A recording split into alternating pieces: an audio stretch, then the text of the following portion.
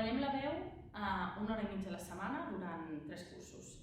I les classes tècniques són un laboratori on experimentem l'instrument. I treballem i associem i descobrim totes les parts del cos que participen en la veu.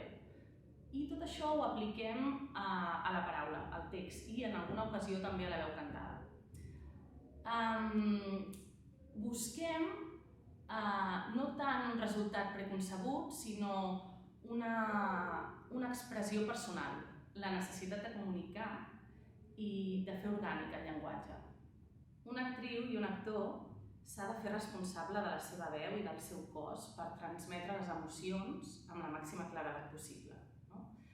D'entrada, ens hem de preguntar quina relació tingui amb la meva veu. M'agrada o no m'agrada? I d'una manera honesta, fer un treball profund i apassionant per alliberar-la.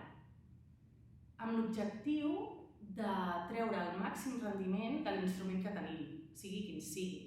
I d'aquesta manera aconseguim que la nostra veu sigui única, tingui veritat i sigui natural.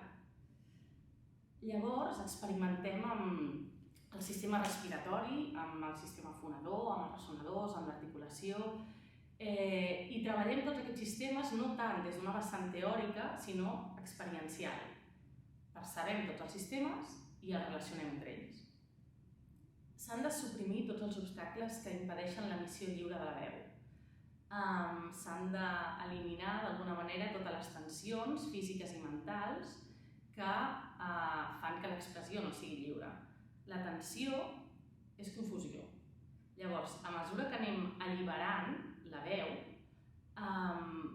la tècnica es fa invisible i la interpretació és més lliure.